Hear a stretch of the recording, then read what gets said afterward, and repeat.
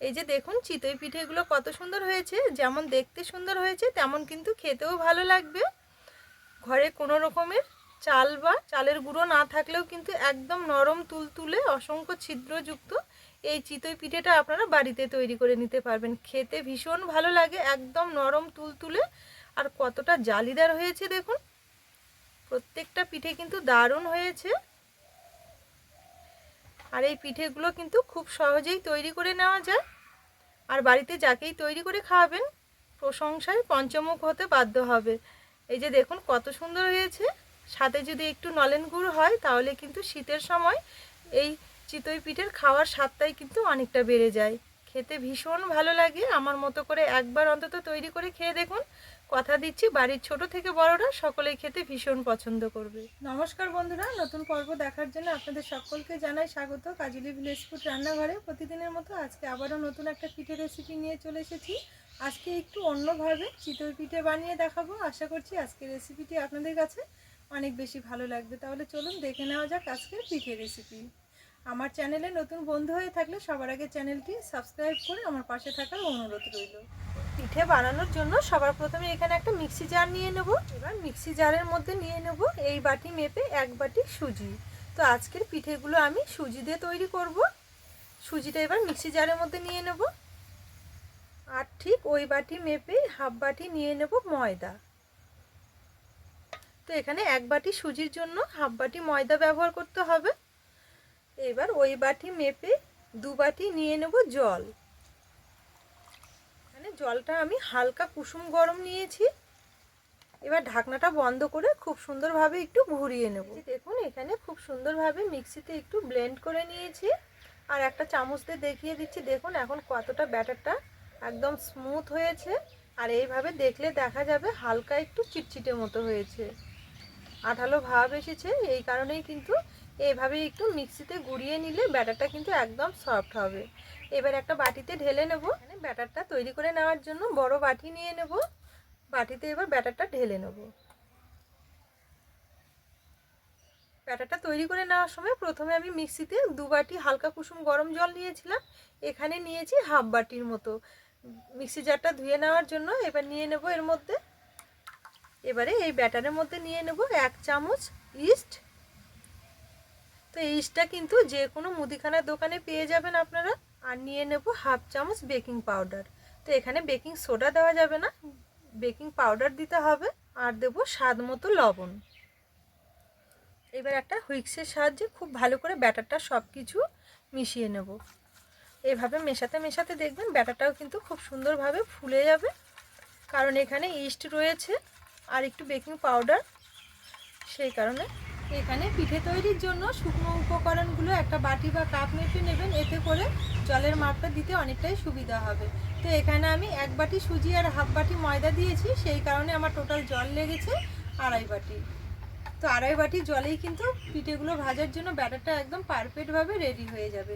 তো সব কিছু খুব ভালো করে একটু মিশিয়ে নিতে হবে, এতে করে দেখবেন পিঠেগুলো কিন্তু অনেক বেশি সুন্দর হবে।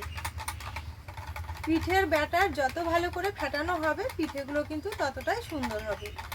চেষ্টা করতে হবে ভালো করে একটু ফেটিয়ে নেওয়ার। এখানে ব্যাটারটা আমি একটা হুইক্সের সাহায্যে 2 থেকে 3 মিনিট খুব ভালো করে একটু ফেটিয়ে নিই। ব্যাটারটা কিন্তু কোনো রকমের রেস্টে রাখতে হবে না, সঙ্গে সঙ্গে পিঠেগুলো ভেজে নেব। তাহলে চলুন পিঠেগুলো ভেজে নেওয়া যাক। এই যে দেখুন ব্যাটারটা ঠিক এইভাবে রেডি করে নিয়েছি। খুব একটা যে ঘন তাও কিন্তু না, আবার খুব একটা যে পাতলা তাও কিন্তু না।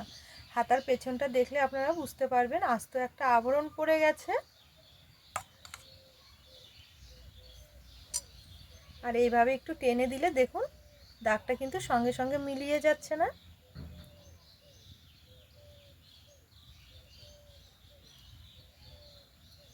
এবারে পিঠেগুলো ভেজে নেব। তার জন্য উনুন জেলে একটা কড়াই বসিয়ে নিয়েছি।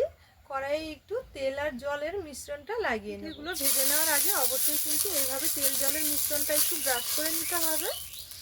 এবার এখান থেকে 1 হাতা ব্যাটার নেড়ে চেড়ে নিয়ে নেব কড়াইয়ের মাঝখানে।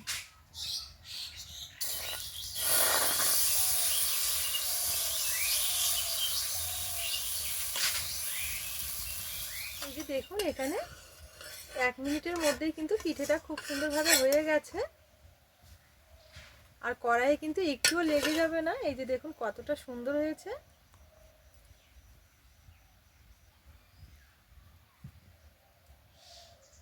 একদম নরম তুলতুলে পাউরুটির মতো এই পিঠেগুলো হয়, খেতে কিন্তু দারুণ লাগে আর ভাজা তো খুবই সহজ। আবারও একইভাবে ভেজে নেব।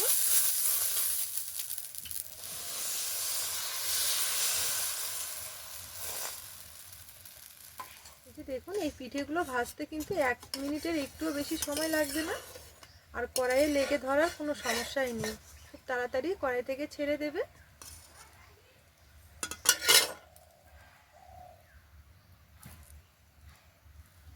ভেতরে কিন্তু কোনো রকমের কাঁচা ভাব যে রয়েছে এমনটা কিন্তু না, এটা কিন্তু ফুলে উঠেছে খুব সুন্দরভাবে। তো এইভাবে সব পিঠেগুলো প্রথমে আগে তৈরি করে নেব।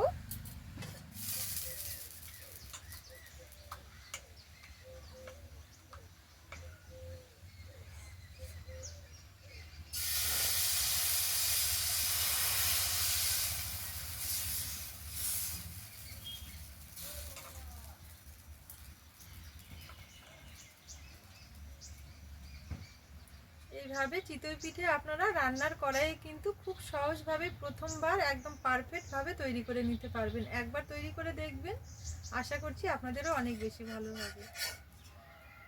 এই যে দেখুন এখানে আবারও একটা খুব সুন্দরভাবে ভেজে নিয়েছি।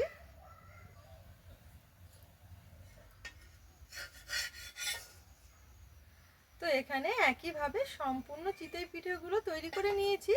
আর দেখুন পুরো এক থালা হয়ে গেছে, একদম গরম গরম, খেতে কিন্তু দারুণ লাগে। আপনারাও আমার মতো করে একবার তৈরি করে খেয়ে দেখুন, এই ঠান্ডার মধ্যে খেতে কিন্তু অসাধারণ লাগবে। তাহলে বন্ধুরা আজকের এই চিতই পিঠের রেসিপি আপনাদের কেমন লেগেছে অবশ্যই কিন্তু একটা কমেন্ট করে জানাবেন। আর পুরো ভিডিও দেখে রেসিপি ভালো লেগে থাকলে সবসময়ের জন্য আমার চ্যানেলের পাশে থাকবেন। আজকের জন্য রেসিপি এখানেই শেষ করলাম। আপনারা ভালো থাকবেন, সুস্থ থাকবেন, দেখা হবে পরের রেসিপিতে।